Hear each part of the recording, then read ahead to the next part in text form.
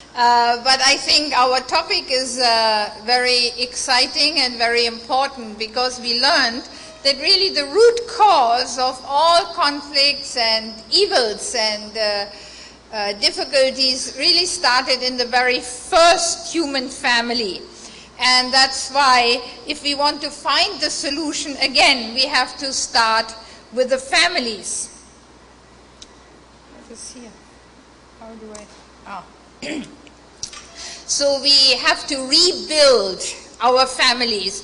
Actually, Father Moon's teaching, or his philosophy of peace, always starts with first looking back at the original ideal. What was God's purpose of creation? That God didn't create this world or human beings for us to suffer, to hate and kill each other, but actually God really created us to build a world of true love. And that should have begun in the very first human family, that God's hope for the first man and woman, now we might call them Adam and Eve, Adam and Hava, Manu and Satrupa. You know, we don't want to argue about the names, but we want to go to the essence, that we talk about the very beginning of human history, and that really it was man's responsibility to grow to perfection and really to become one with God in heart, and then to share that love they individually perfected in their relationship with God,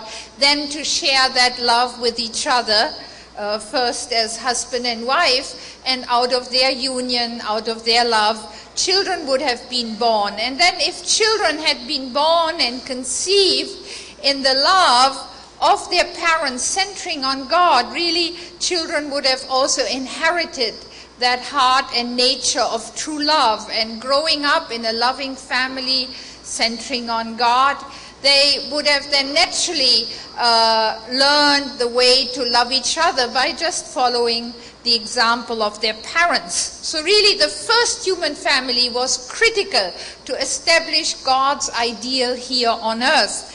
And from the first family, centering on true love, true life, and then a true lineage would have come about.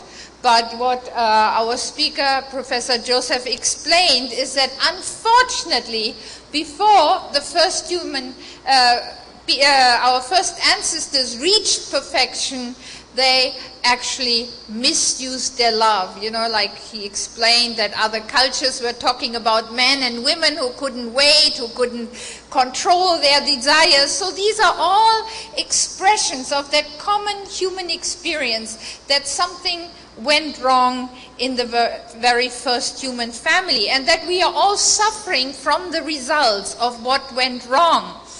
And so instead of really establishing a family of true love, now they set a tradition of false love, false life, and false lineage. In Christianity, we say that really this original sin that the first human ancestors committed, because of that they were cut off from God, and they could not pass on God's love, life, and lineage to their children. And we can see the result, that when the first son killed his own brother, it is obvious that really the parents were unable to teach their children how to love each other. So not only immoral sexual relationships, but even murder, hatred, and all other sins began with the first human family. So now the question is then, how do we resolve it?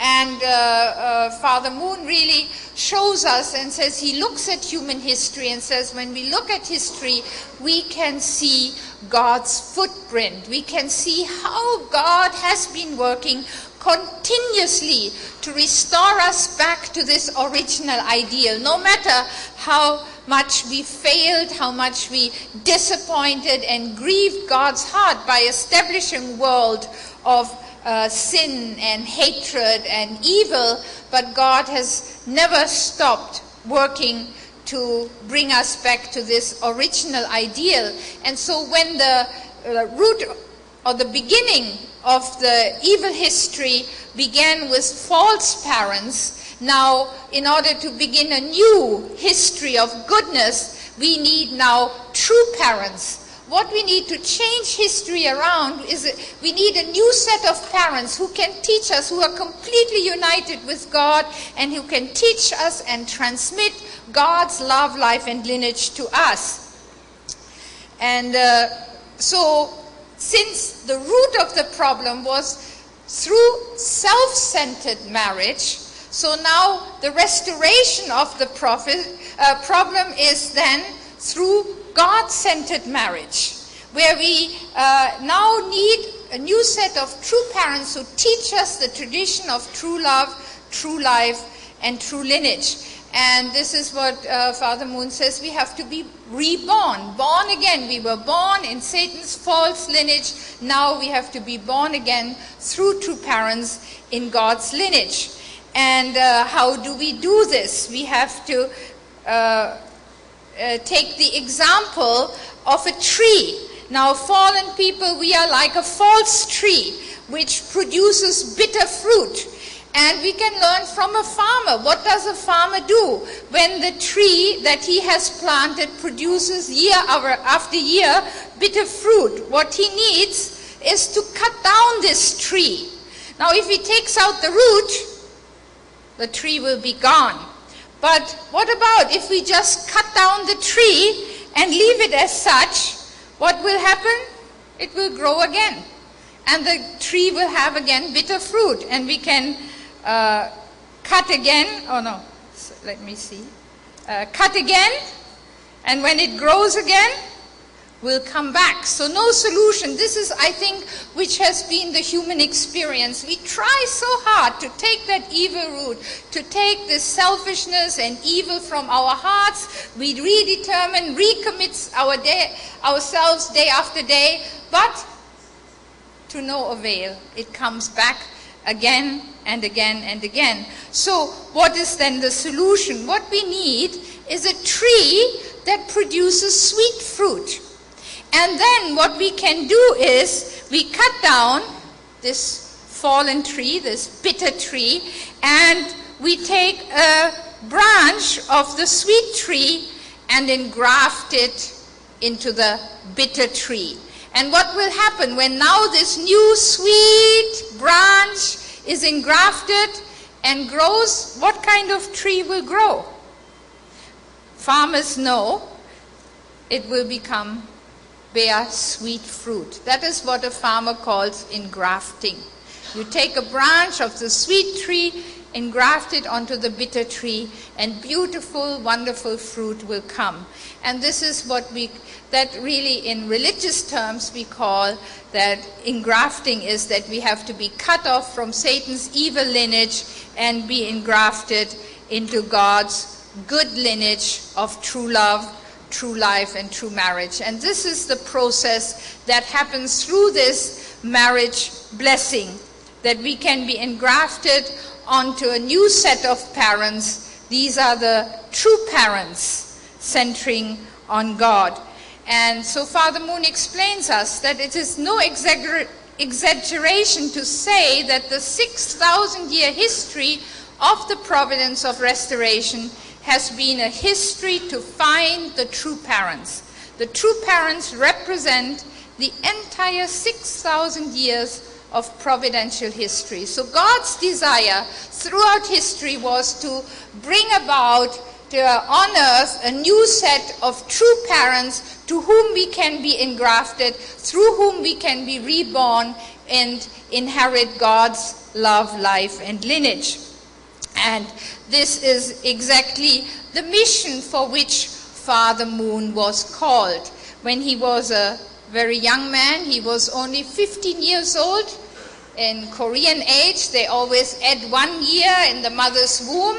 So many times you might hear that Father Moon was called at the age of 16, but in Western age we say 15. He was praying very deeply, looking at the suffering, not only of his own home country, the Korean people who were dominated and really subjugated by the Japanese at that time, but he realized that this was a general human condition throughout history in any nation, any country, any culture. So he was really praying very deeply how to resolve human misery and suffering, what he could do about it. And in the depths of his prayer, actually that is when Jesus Christ appeared to him and commissioned him to take on this position of being the true parent who can give rebirth to humankind, to begin a new history of goodness. And so Father Moon then began this tradition of marriage blessing with his own marriage when he received his marriage blessing with Mother Moon in 1960. Then he also began, and he now has a family of Father and Mother Moon have 14 children and over 45 grandchildren, and now many, many great-grandchildren. The family is growing. But not only Father Moon began his own family, but he also started blessing his followers in marriage, starting in 1960 with 3 couples, and then 33 couples, and larger numbers of couples, like 124, 430 couples, later 777 couples. And this is my own marriage blessing in New York. When we were blessed in the New Yorker, I remember we thought, wow, this is a record. All the newspapers came and covered us. 2,000 couples married in the Madison Square Garden baseball stadium. And this is a world record, you know, but even we had no idea that just 3 months later, Father Moon would bless 6,000 couples in Korea in the same year. But then we thought, wow, that's a record. But you know, Father Moon never stopped. Just 10 years later, he blessed 30,000 couples. This is the Olympic Stadium, which was just built for the Korean Olympics in '88, and soon afterwards, Father Moon blessed 30,000 couples in one stadium. But even then, Father Moon didn't stop. 3 years later, he blessed 360,000 couples. Now you might wonder, what kind of stadium can take 360,000 couples? That is over 700,000 people. Well, they weren't all in the same stadium. Then we started what we call satellite blessings. There was a main celebration in Korea, and then all the world was linked up by satellite, nowadays by internet. And each country simultaneously celebrates and conducts their marriage blessing together, centering on the central ceremony. And so Father Moon later blessed 40 million couples in marriage. And here is a very special marriage blessing, because Father Moon said this is actually the role of all the religions. Not only Father Moon, all religions. We need to bless our couples, our followers in marriage. So Father Moon had a special ceremony in New York for religious leaders, so that then they could go to their congregation and bless them in marriage. And there was a very famous couple, that was Archbishop Milingo, who you were asking about, what about the celibate people, right? So Father Moon spoke to Archbishop Milingo, and he could see the situation in today's world, and he said, you are right. It is necessary. We need to get married. We cannot solve the problem of sexual immorality without marriage. So he got married at the age of 72. He asked Father Moon, I don't have a wife. Can you help me? And then Father Moon introduced him to a beautiful Korean lady. They now happily live together in Korea. And there's another couple. You might recognize him. With his beautiful Japanese wife, another enemy nation, but I believe Bishop Starlings is also happy to live with his enemy, right? So if you want to know more details, you can ask him, but they have beautiful family. And no more enemy feelings. We already are way beyond the Second World War. Now we are already entering a new era of peace and love. Well, here's another very special marriage blessing. And this was initiated by our very special and honored guest, Honorable Pax Mangkuda Datu. Actually, he was the heart and soul of blessing 13,000 couples in Sultan Kudarat. He even built a stadium for it.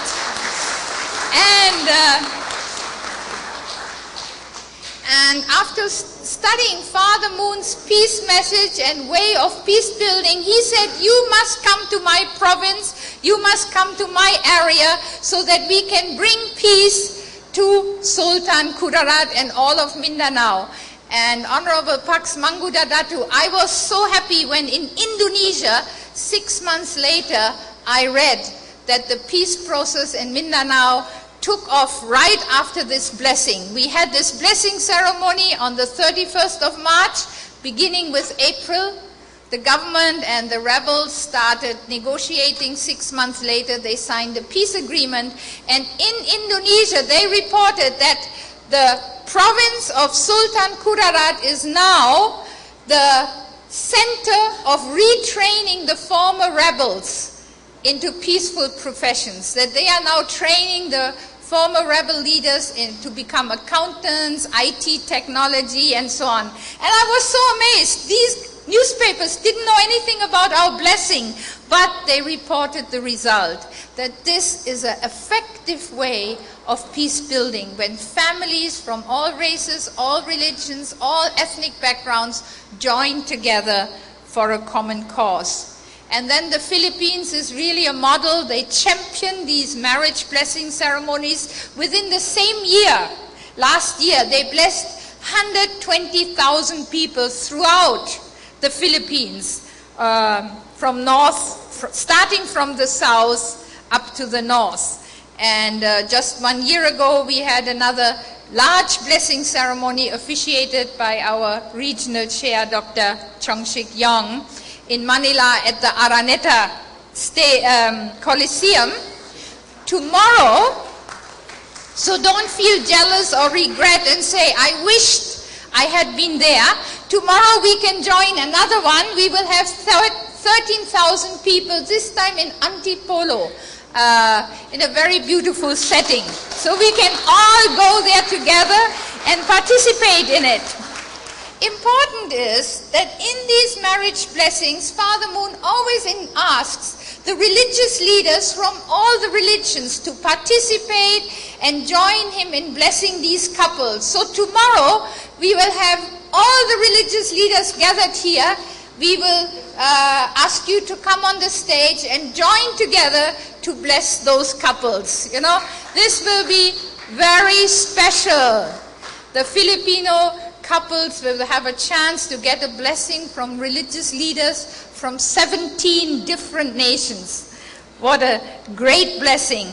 We also always ask the government to join us, the government leaders.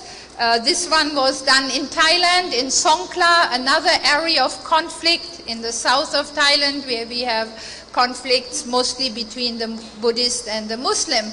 But again, we went to the conflict area purposely in order to build peace. And the government, I can tell you, it was amazing that even the Prime Minister, Thai Prime Minister who heard about this, she sent her representative and said, I want to know what's going on there. I cannot go myself, but you look and report to me. You know, and all these government officials wholeheartedly joined because they can see that if marriages and families break down, it causes huge damage to the government, huge cost for the society. So we all join together with religious leaders, with government and political leaders on a common cause. Just more recently, we also do it on smaller scale. Like in Indonesia, our peace ambassadors took initiative. The Indonesian ACLC in Manado, they took initiative, and then we blessed 40 couples, 41 couples. So it doesn't have to be always huge events. We can do it on smaller scale, medium, large scale, but we all join together for a common cause. The purpose really of these marriage blessings is to promote and rededicate ourselves to the core values of purity before marriage and fidelity in marriage, and to join hands in a common undertaking beyond national, racial, and religious boundaries, but to work together to save our nations and to save this world. And this marriage blessing can be participated by either newlywed couples. We have many young, beautiful couples who kept their purity, who prepared themselves in order to really become such model couple of true love. Or we have couples, married couples. Some of them were married 40, 50, 60 years ago, but they want to rededicate themselves to each other and to this ideal of world peace through ideal families. You can see even couples where their partner already passed away and went to the spirit world, but true love knows no boundary. Even in the spiritual world, my spouse is not here on earth, but I still love him as much as before. I can tell you, and I think maybe all of us will feel the same, heaven will not be heaven if I cannot be there with my family. For me, surely, heaven would be miserable if I could never meet my husband or children there, or my parents. So Father Moon said, heaven is for families. So marriage should be beyond this physical world. It should extend to the spiritual world. And so God gives us His blessing for our marriages, even in the spiritual world. So in order to participate in this holy blessing, the most important part is first that we can understand more deeply about the meaning and the value of this marriage blessing, like in seminars we are doing here in this Interfaith Peace conference. Throughout the world we are conducting these education programs and explain that really Father Moon's model that he's teaching us of marriage rededication really embraces 5 steps. It's like you could say a 45-day package to heaven. In 45 days you can go to heaven. And I tell you, what are these 45-day package tour? Well, first we start with what we call a holy juice ceremony, where a couple shares a glass of juice. But the important part is that each partner, each spouse thinks about and repents for past mistakes. If we are honest to ourselves, I think we all could say that we are not perfect and that we did not always practice true love, that we have hurt our partners, we made mistakes, we feel regretful. But God wants to free us from all those past mistakes. They could be small mistakes, they could be fundamental, large mistakes. But God wants to forgive the past and forget it and say, now is a chance to make a new beginning.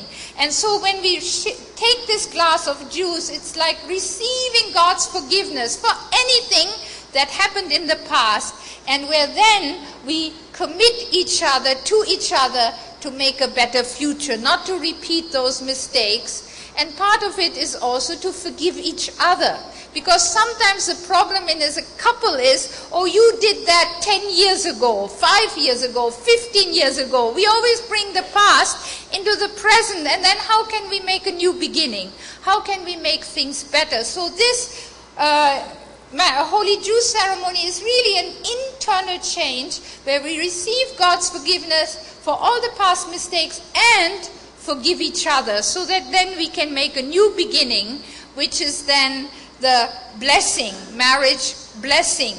And this is when it's a kind of purification, and where the couple then really give their vow to practice true love. And so the content of these blessing vows is that husband and wife must always trust and love each other, and that we must not cause any pain to the heart of our partners.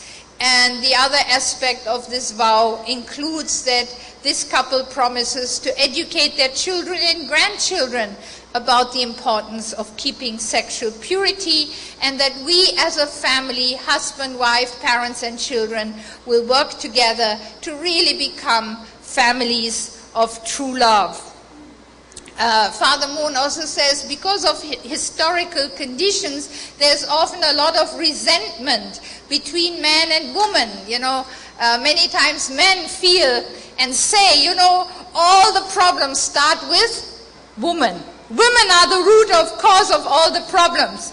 Well, and then from the woman's side, we feel that it's always the men who cause us trouble and pain. And so this kind of historical resentment can easily cause trouble between husband and wife. In extreme cases, we read in the papers, we know there's a lot of domestic violence. So Father Moon says, no, a couple of true love can never hit each other. There must not be any violence. The way to solve the violence, domestic violence, is to take out and remove this hatred and resentment. And so we have a simple ceremony where then the couple pledges never to raise our hand against each other, but to resolve any dispute, any argument peacefully. And then, very interesting, Father Moon said to really recommit yourself, to make a cut from the past and make a new beginning. Go through a 40-day of purification, sanctification period. And in many religions we have these traditions of maybe 40 days fast. But Father Moon said this is not a food fasting. In Indonesian we joke, we say puasa sex, right? So these are 40-day fasts where husband and wife abstain from a sexual relationship with each other, where the husband and wife live together like brother and sister, like the first ancestors, Adam and Eve. Before the fall, they were still brother and sister. They weren't husband and wife yet. So we as a couple practice 40 days of brotherly, sisterly love, where we really focus on building a deeper heart-to-heart relationship, centering on our relationship with God, of really trying to bring God into the center of our family. And then when the couple restarts their marriage relationship, they begin with prayer through a 3-day ceremony, really experiencing and feeling that God wants to be part of that relationship between husband and wife. He wants to be the center of the love that husband and wife share with each other, so that then children who are born in that relationship can really receive God's godly, heavenly character and have nothing to do with the sinful world anymore. But of course, when we go through this process, education, holy wine, blessing, 40-day separation, and 3-day ceremony, if you count, 40-day process, 45-day process, of course we are not yet perfect. And we need to still grow together as a couple, as a family. And so we have to continuously make efforts. And what Father Moon gives us, he said, what will help us to really deepen our love and as a family grow closer and closer to God and each other, is by parents and children studying together God's Word, renewing ourselves, reminding ourselves every day. And these are the beautiful traditions that really, when a family comes together, centering on God's Word, sharing their heart, sharing their feelings and thought, this is where also parents have a wonderful opportunity to educate and guide their children. So this is to conclude my presentation. Oh, what happened? I want to read Father Moon's word. He says, let us all build ideal families and contribute to the building of the kingdom of heaven on earth, which is the long cherished dream of God and humankind. So really, by building ideal families, we can make a foundation to build ideal nations and finally build an ideal world.